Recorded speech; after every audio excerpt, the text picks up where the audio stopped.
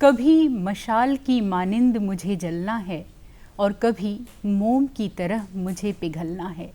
इसी सन्नाटे में एक शोर उठाना है मुझे, मैं आऊँगी, मुझे हवा का रुख बदलना है। नमस्कार।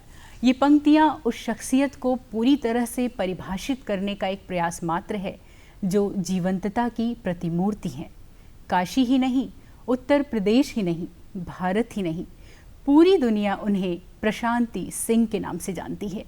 हम अपने आप को गौरवशाली समझ रहे हैं आज आपकी मौजूदगी, आपका साथ पा कर के। आपका अभिनंदनमयी स्वागत है हमारे कार्यक्रम में। Thank you very much. और ये आप अभी मेरी इतनी तारीफ़ कर रही थी तो मैं ऑनर्ड हूँ। और बनारस का नाम लिया आपने और अपने घर में सम्मान मिलने का एक अलग ही बात है। आप दुनिया में जगह जितने भी परचम जितने भी झंडे गाड़ लीजिए, लेकिन जब घर में लोग आपको सम्मानित करते हैं और पूछते हैं और पसंद करते हैं तो वो फीलिंग एकदम अलग होती है। क्या बात है। तो क्या कह कर के संतुष्ट हों? पद्मश्री, अर्जुन अवार्ड से सम्मानित, खूब सारा खिताब, बहुत सारे मेडल और नारी शक्ति की मिसाल, या काशी की बेटी? देखिए, जो टाइटल आपने बोला है उसके लिए बड़ी मेहनत लगी है, बहुत मुश्किल से अर्न किया है, बहुत भाग्यशाली हूँ मैं कि वहाँ तक पहुँच पाई। पर एक चीज़ है कि जो अगर मैं ये सब नहीं कर पाती तो भी वो मुझसे कोई छीन नहीं सकता था, वो है काशी की बेटी। क्या बात है। वो मुझे ये चीज़ मुझे जन्म से मिल गई है। एक गौरव तो मुझे जन्म से मिला ही है काशी की बेटी होने का। बाकी ये मेरी ड्यूटी थी कि इस चीज़ को आगे ले जाऊं, तो वो बाकी के खिताब उस कैटेगरी में आएंगे। बहुत खूब। और आगे चलते हुए हम थोड़ा सा एक कदम पीछे जाना चाहेंगे। याददाश्त पे अगर जोर डालें तो बचपन है, बचपना है और बहुत सारी बातें हैं, तो थोड़ा सा उसके बारे में भी आपसे चर्चा करना चाहेंगे। जैसे बनारस में किसी भी जगह पे अगर हम लोग जाते हैं ना, तो वहाँ पे बचपन की एक मेमोरी है ही है।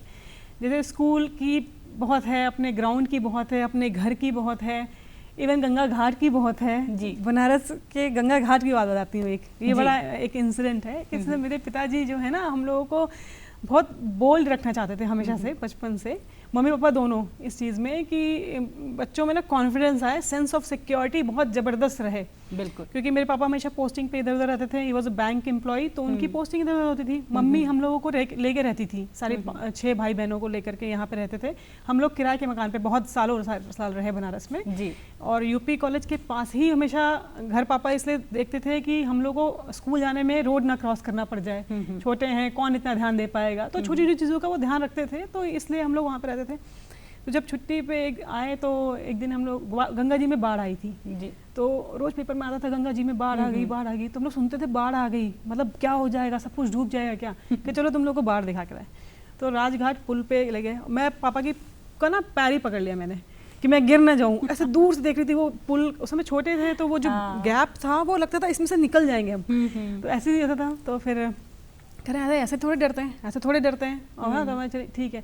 तो एक ना मतलब जहाँ पे एकदम अंदर की साइड जहाँ पे पानी कम था और वहाँ पे नाव बंधी हुई थी, तो क्या चलो बैठो बैठो, हिल रही थी नाव, और कोई नदी में नहीं थे, हम लोग किनारे ही थे, उसमें बैठ गए। क्या नाव वाले बोले चप्पू दे दो, देखो चलाओ चलाओ, हम लोग चला रहे हैं।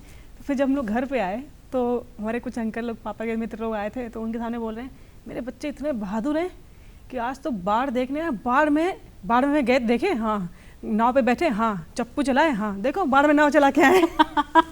तो इस तरीके से बूस्टअप किया। बहुत ज़बरदस्त। और जैसे जब देखते थे कि कोई पुलिस वाला है, पुलिस में हो, या फिर इवन जो होम गार्ड्स होते हैं, क्योंकि हमें डिफरेंस नहीं पता कि यूनिफॉर्म का क्या फ़र्क है, कौन आर्मी है, तो सब पुलिस वाले लगते हैं, सब पुलिस है, जिनके पास डंडा है, जिनके पास बंदूक है, वो पुलिस वाले अंकल हैं। तो कहते देखो ये अंकल है ना, कोई बदमाशी करेगा इन्हीं के पास जाना, ये इनके पास बंदूक है, जरा दिखाओ तो भाई। हाँ, तो अपने अंकल वो भी कि बंदूक छू लेने देते थे, गोली दिखा देते थे। तो एक ना मेरे दोस्त तो पुलिस वाले हैं, स्कूल में पूरे नहीं कि मेरे पास ना स्कूल में तो मैं तो पुलिस वाले को जानती हूँ, मेरे पुलिस वाले दोस्त हैं। एक सेंस ऑफ सिक्योरिटी ना भर दी कस के मेरे मम्मी और पापा दोनों ने। जो एक कॉलोनी का एक एटमॉस्फेयर होता है यूजुअली कि लोग नहीं कि लड़कियाँ खेलने जा रही हैं, छोटी छोटी शॉर्ट्स पहन के लड़कों में दौड़ रही हैं, बाल कटे हुए, ईयर पियर्सिंग मेरी नहीं हुई थी बचपन में। ईयर पियर्सिंग मेरी 10th क्लास के बाद हुई, मेरी अपनी मर्जी से हुई है, जब मैंने खुद कराई जा करके। मम्मी ये सब चीज़ों में फोर्स नहीं की, किसी तरीके की कोई बाध्यता नहीं, कुछ नहीं। जैसा खेलने के लिए कन्वीनियंट है, छोटे बॉल रखो, ये सबसे चोट लग सकती है तो मत करो। एकदम शॉर्ट्स और टी शर्ट पहन के ही कंफर्टेबल हैं या स्लीवलेस पहन के कंफर्टेबल हैं तो वही पहन के खेलो। तो मेरी मम्मी बहुत बोल्ड हैं, हाँ, और इवन सोसाइटी में कई आंटीज़ और आसपास के लोग बोलते थे कि अरे भाभी जी आपकी 5 लड़कियाँ हैं, क्यों नहीं थोड़ा सा ध्यान दीजिए ये वो। मम्मी बोलती बच्चे हैं, लड़का लड़की क्या होता है। तो पेरेंट्स मेरे मतलब आज से 25 साल बहुत 25 साल पुराना बनारस है था जो, उसमें भी वो मतलब आज से भी 25 साल आगे की सोच रखने वाले लोग थे। बिल्कुल। और जैसा कि हम आपको देख रहे हैं, हमारे दर्शक भी आपको देख रहे हैं, भगवान ने आपको काफ़ी खूबसूरत बनाया है। तो सजने संवरने की उम्र में कब आपने ये तय कर लिया कि कुछ अलग करना है, खेल में जाना है, वहाँ अपनी पहचान बनानी है? सजने संवरने की कौन सी उम्र आई, कौन सी निकली, वो तो पता भी नहीं चला। क्योंकि हम लोग जब मैं स्कूल में जाती थी गर्मी की छुट्टियों के बाद, तो मेरे हाथ देख करके, जब बच्चे एकदम गोरे गोरे आते थे ना गर्मी छुट्टियों में, एकदम अंदर रहते हैं, सिर्फ शाम को निकलते हैं छत पे, तो मैं सुबह शाम प्रैक्टिस होती थी हमारे यूपी कॉलेज ग्राउंड पे, तो लड़कों के साथ ट्रेनिंग करते थे और लड़के तो रफ टफ रहते ही हैं। तो हम लोग तो कहते थे आगे तुम रोस्ट हो करके कह रहे थे इसका हाथ देखो रोस्टेड है, बिल्कुल लाल लाल सा। वो धूप लग लग के इतनी टैनिंग हो जाती थी कि जब स्कूल में सब लोग एकदम गोरे चिट्टे एकदम वैसे पहुंचते थे, एकदम नहीं एकदम अच्छी स्किन हो जाती थी सबकी घर में रह रहे के, छुट्टियों के बाद एकदम से अच्छे से वेल नरिश्ड वेल नर्चर्ड हम लोग एकदम जाते थे रोस्टेड। तो ये तो पता भी नहीं चला कि ये कब हुआ। मेरे तो बाल भी छोटे छोटे थे जब मैं चली गई, बड़ी टीम मिल गई। नेशनल कैंप मेरा लगा था दिल्ली में, 4 महीने लगातार मैं घर से बाहर रही थी पहली बार फर्स्ट कैंप के लिए। उस टाइम मेरे बाल बढ़ गए थे और मेरे पास कोई मैंने कभी उससे पहले मैं पार्लर में बाल ही नहीं कराया था। भोजपुर में जो नाई थे वही मेरे बाल काटते थे, या फिर हमारे जो तहसील पे रहते थे वो नाई काटते थे, या मेरी सिस्टर काट देती थी बाल। तो ये सब तो फैशन, ये सब समझ में भी नहीं आता था उस टाइम पे। तो बाल बढ़ गए तो छोटी सी पोनी करती थी मैं उस टाइम पे। तो ऐसे टॉम बॉय टाइप रहते थे, वी नेवर केयर्ड, कुछ सोच ऐसा नहीं था। वो बस एक जुनून था खेलने का, बस खेलना है, पढ़ना है, और जितना टाइम मिल गया तो सो जाओ, रेस्ट कर लो, कुछ अच्छा खा लो, या आपस में थोड़ा बात कर लो, ऐसा यही था। बाकी तो मेरे घर में मेरे बोर्ड एग्जाम के बाद पहली बार कलर टीवी आया था और केबल टीवी लगा था। उस समय ये नहीं था डिश और जो बाकी सर्विसेज ये सारी हाँ फैसिलिटीज उस समय नहीं हुआ करती। तो केबल लगा था, वो भी इसलिए कि केबीसी देखना तुम। क्या बात है। तो अपनी तारीफ सुनने की बजाय, जैसा कि आपने बताया कि कभी केयर नहीं किया खुद के बारे में, माँ बाप फक्र कर सकें ऐसा कुछ करें, तो इसके बीच का जो सफ़र रहा उसके बीच संघर्ष भी बहुत रहे होंगे, कुछ उसके विषय में भी जानना चाहेंगे। हाँ, हर तरह का संघर्ष था। देखिए, जब हम सक्सेसफुल हो जाते हैं और चीज़ें सोचते हैं तो हमें सब अच्छी बातें आ जाती हैं, लेकिन वो टाइम ये जैसे जब 2 घंटे का कॉन्वर्सेशन है या 4 घंटे की चीज़ है, या फिर इवन मैं लिख दूँ कि 400 पेज की बुक किताब भी लिख दूँ, तो वो जो हर दिन 24 घंटे का जो स्ट्रगल था वो बयान नहीं हो सकता। क्योंकि एक मेरे पापा वॉज ओनली अर्निंग मेंबर, हम लोग 6 भाई बहन थे और मेरी मम्मी पहले टीचर थी, लेकिन फिर हम लोग ज़्यादा लोग थे घर में, तो समय देने के लिए उन्होंने अपनी जॉब क्विट कर दी। MA, डबल MA, BEd, इतनी हाईली क्वालिफाइड महिला, मतलब नहीं अपना करियर को दांव पे लगा दिया उन्होंने हमारे लिए, और घर में हम लोग को पढ़ाती थी। और पापा सिर्फ अकेले थे मतलब पैसा कमाने वाले, तो 6 बच्चों की पढ़ाई, फिर खेलना, फिर उनकी नरिशमेंट, बर्डन बहुत ज़्यादा था। और हम लोग बहुत साल किराए के मकान पे रहे राजर्षि नगर में ही, यहीं पे। फिर अपना घर धीरे धीरे बना। तो फिर चीज़ें देखिए बहुत स्ट्रगल था, पर उसमें ही एक नहीं है कि कभी मम्मी पापा ने हम लोगों के ऊपर ऐसे ही वो नहीं किया कि कुछ भी बर्डन है। और कभी, लेकिन एक चीज़ हमेशा ध्यान मतलब मेरी मम्मी दिमाग में डालती थी, जैसे यूजुअली लोग बात करते हैं कि बड़े होंगे तो इनकी शादी हो जाएगी, ये है, ये सब मेरे घर में बातें नहीं होती थी। मेरे घर में बात होती थी कि उस समय खेलने का भी नहीं पता था कि खेल में इतना सक्सेसफुल हो जाएंगे। एक नॉर्मल पूर्वांचल का कल्चर है कि पढ़ाई लिखाई करके आप कुछ बनते हैं जी। तो वहाँ पे हम लोग भी यही सुनते थे, पढ़ लिख के कुछ बनना है, पढ़ लिख के कोई अच्छी जॉब में आना है, पढ़ लिख के कुछ कर जाना है, ये था। और पूर्वांचल का एक कल्चर तो देखिए था ही कि खेल को या म्यूज़िक या डांस को एज अ प्रोफेशन या एक कमर्शियल अप्रोच के साथ प्रोफेशन इतना एक्सेप्टेबल नहीं था। और अब धीरे धीरे सोसाइटी चेंज हो रही है, तो क्योंकि उन लोग का भी एकेडमिक बैकग्राउंड था, तो एक वो प्रेशर था, अपना इंटरेस्ट खेलने में था, प्लस सोसाइटी का एक था सोशल स्ट्रक्चर में कि भाई लड़कियों वाला घर है, 5 लड़कियां हैं, कैसे चलेगा और कैसे करेंगे, तो एक वो स्ट्रक्चर का तो मतलब प्रेशर बहुत ज़्यादा था, फाइनेंशियल भी था, सोशल भी था, अपनी खुद की कॉन्फ्लिक्ट थी कि भी आगे करेंगे क्या करियर में। और एक क्योंकि सब ब्राइट थे पढ़ने में, हाँ। और पर्सनालिटी में और बोल्ड थे, तो एक दिमाग भी बन चुका था कि कुछ करना है, लेकिन क्या करना है तो इतने रास्ते नहीं पता थे। हम खेलते तो हमारे आगे कोई रोल मॉडल नहीं था यहाँ पे कि हम जिसको देखते कि हाँ इन दीदी या भैया ने चले इंडिया खेल लिया, रास्ते पे चल के ये अचीवमेंट किया, और अपने पेरेंट्स को कैसे कन्विंस करें कि हाँ यहाँ जाएंगे तो ये होगा, क्योंकि उन्होंने नहीं देखा, उनकी गलती नहीं है। जब तक कोई सामने खड़ा नहीं होगा वो कैसे उनके पेरेंट्स, किसी के भी पेरेंट्स कन्विंस होंगे। और जिंदगी के सफर में आगे बढ़ते हुए एक मोड़ ऐसा भी आता है जब हम ये कहते हैं कि आंखें 2 ही अच्छी होती हैं, जब 4 हो जाती हैं तो बेचैन कर देती हैं। कुछ उन पलों को भी याद करना चाहेंगे? देखिए, जब खेलते हैं तो बहुत लोग मिलते हैं, और इतना हम लोग जैसे एक ऐसी जगह पे हैं कि हम लोग बहुत सारे लोगों से इंटरेक्ट करते हैं, इकट्ठे कैंप लगाते हैं, तो यूजुअली एक फ्रेंडशिप लोगों में होती है, ये सब चीज़ें होती हैं, लेकिन फोकस हमेशा स्पोर्ट पे ही था और बड़े गोल पे था।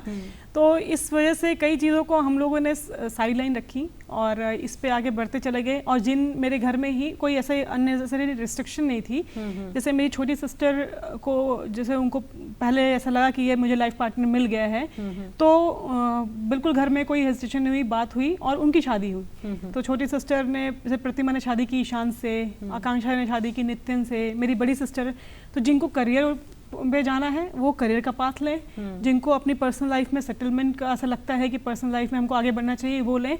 तो मैं यही बोलूँगी कि इस पूरे मतलब इस रीजन में फैमिली मेरी बहुत डिफरेंट सोच रखने वाली, बहुत ही बोल्ड फैमिली, बहुत ही बोल्ड पेरेंट्स हैं मेरे पास।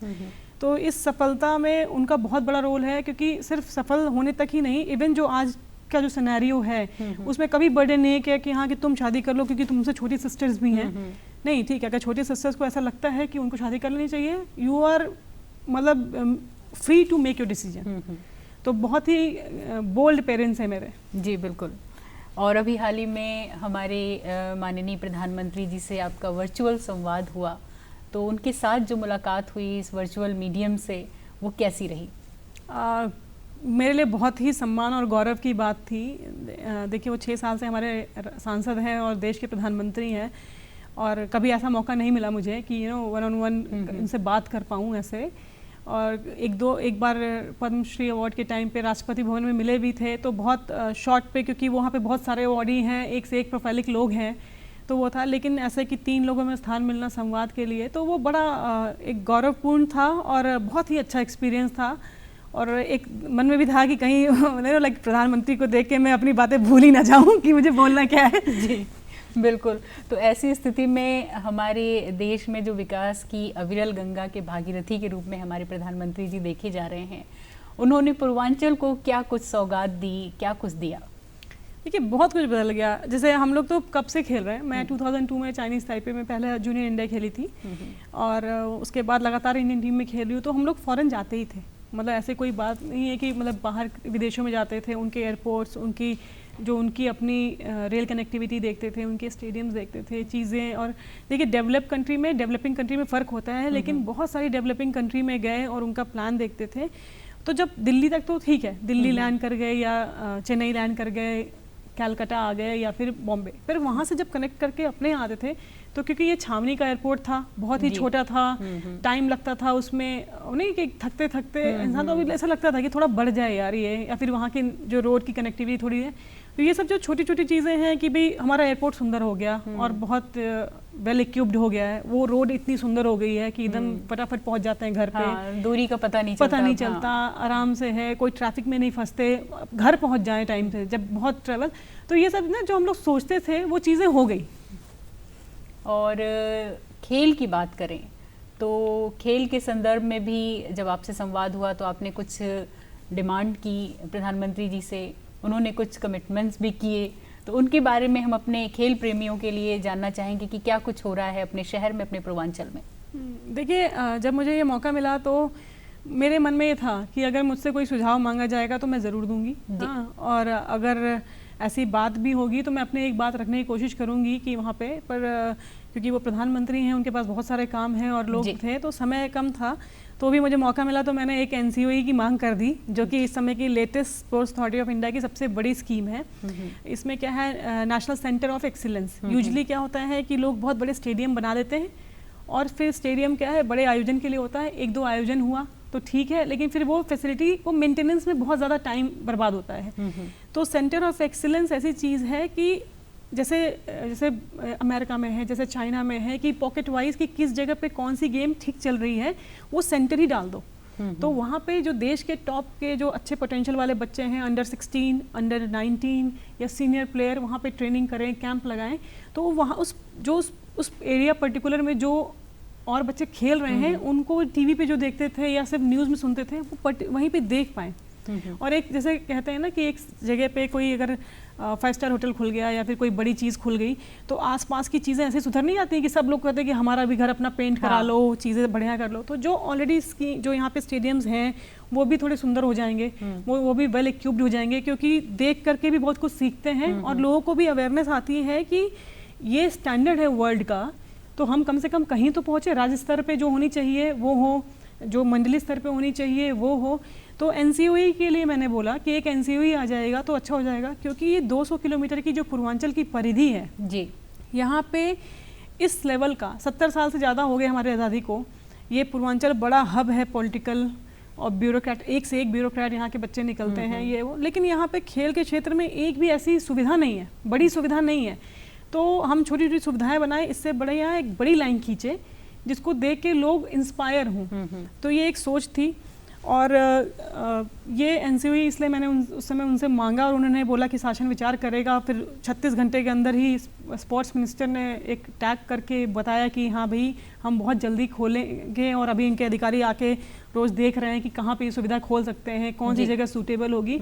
तो इतनी जल्दी एक्ट हुआ उस पर, तो मतलब एक तरह से जो इतना कुछ इस जगह ने मुझे दिया है तो कुछ मैं उनको वापस कर पाऊँ। क्या बात है, ये एक है। और जैसे एक फीलिंग है मेरी अभी भी कि हमें और भी ग्राउंड लेवल पे काम करने की ज़रूरत है। NCOE एक बड़ा लाइन होगी, एक बड़ा इंस्पिरेशन है, एक बड़ा गोल है लोगों के लिए, लेकिन छोटे लेवल पे भी हमें देखना है कि हम जो आसपास के जो फैसिलिटी हैं हमारे पास ऑलरेडी, जैसे शिवपुर में मिनी स्टेडियम है और भोजपुर के पास UP कॉलेज है, यहाँ पे कोई पार्क है, कोई है, तो यहाँ पे इतना मेंटेन कर दें कि लोग शाम को आके योगा कर पाएँ, छोटे बच्चे आके खेल पाएँ, क्योंकि स्टेडियम तक वही इंसान पहुँचता है जो डिसाइड कर लेता है कि मुझे खेलना है। लेकिन हम खेलने योग्य हैं ये पता करने के लिए हमें वहाँ तक जाना होगा, आसपास ही ऐसी सुविधा देनी पड़ेगी, वो अपना पोटेंशियल चेक कर पाएँ, उनके पेरेंट्स जान पाएँ कि बच्चे में दमखम है। ये एक सोच थी मेरी कि छोटे लेवल पे हमें आसपास ये करना है। और एक चीज़ और भी ज़रूर मैं आपके माध्यम से बोलना चाहूँगी जी, कि जब भी देखिए देश के में सेंटर में तो ऐसी चीज़ है कि एक काउंसिल बनी हुई है, जिस काउंसिल में स्पोर्ट्स अथॉरिटी ऑफ इंडिया के जो लोग हैं वो भी हैं और मिनिस्ट्री के लोग भी हैं। उसमें सबसे टॉप प्लेयर हैं टीम स्पोर्ट के, इंडिविजुअल स्पोर्ट के, पैरा गेम्स के भी, और ऐसे एडमिनिस्ट्रेटर हैं जो कि लाइक फेडरेशंस को बहुत लंबा समय से चला रहे हैं, वो भी हैं। और ऐसे ये लोग भी हैं जो कि जैसे कोचेज़ हैं जो कि द्रोणाचार्य अवॉर्डी हैं, पद्मश्री हैं, ऐसे। तो वो काउंसिल बनी हुई है, तो ये सजेशन देती है किसी भी चीज़ पे, चाहे कोई भी बात होती है, पहले डिसाइड हो जाता है, 6 महीने में एक बार मीटिंग होती है और एक डिसीजन होता है, एक सजेशन देते हैं। तो मुझे लगता है कि अगर किसी स्टेट को तेज़ी से जाना है तो वहाँ के जो ऐसे प्रोफेशनल्स को जोड़ना ज़रूरी है जो ग्राउंड की रियलिटी को जानते हैं, जो उससे संबंधित है। तो जो अगर पूर्वांचल में कहें या उत्तर प्रदेश में कहें, तो मेरा ये एक सोच है ऐसी कि मंडलीय स्तर पे भी और स्टेट लेवल पे भी काउंसिल होने चाहिए। 6 महीने में एक बार 1 घंटे के लिए मीटिंग का टाइम देना कोई बहुत बड़ी बात नहीं है स्पोर्ट्स मिनिस्टर के लिए, चीफ मिनिस्टर के लिए, अपने सबसे टॉप अधिकारियों के साथ एक टेबल पे एक साथ बैठ के बात करेंगे तो कुछ रास्ता निकलेगा जी। और ऐसे ही संदर्भ में अभी जब संवाद आपका और प्रधानमंत्री जी का हुआ तो उन्होंने राष्ट्रीय अंतर्राष्ट्रीय सहयोग की भी बात की, ईज ऑफ स्पोर्टिंग और खेलो इंडिया के तहत। इसको लेकर के आप कितनी आशान्वित हैं?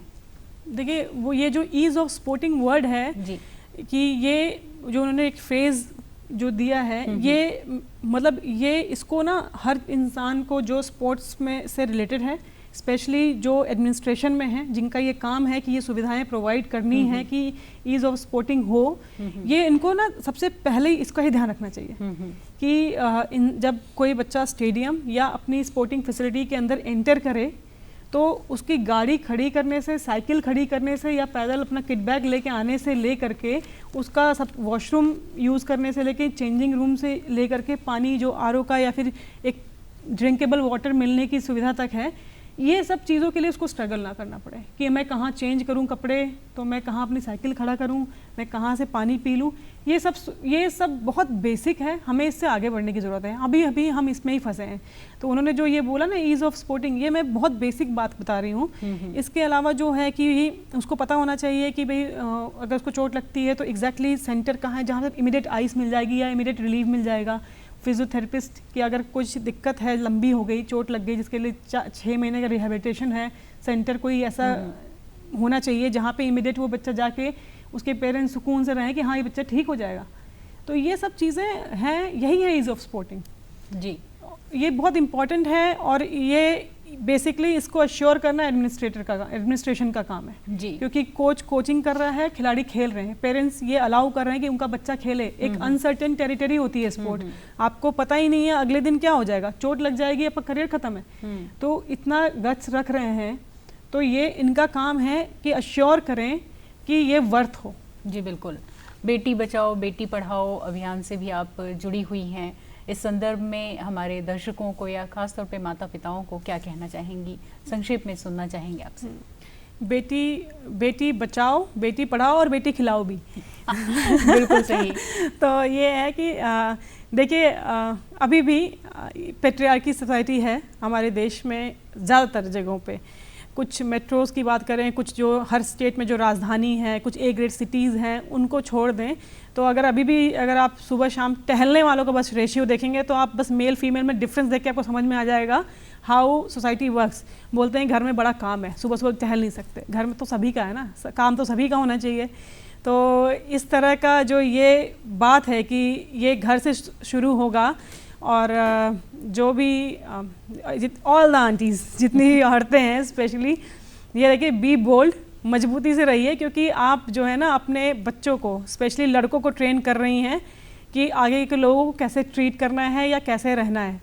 ये तो बोल्ड रहिए, मजबूती से रहिए और पढ़ाइए और खिलाइए। जिस क्षेत्र में जाना चाहें उस क्षेत्र में जाने दीजिए, क्योंकि आधी आबादी है ये और रिस्पॉन्सिबिलिटी है, देश को बढ़ाना है। तो देश को बढ़ाने का काम सिर्फ पुरुषों का नहीं है, महिलाओं की भी बहुत रिस्पॉन्सिबिलिटी है।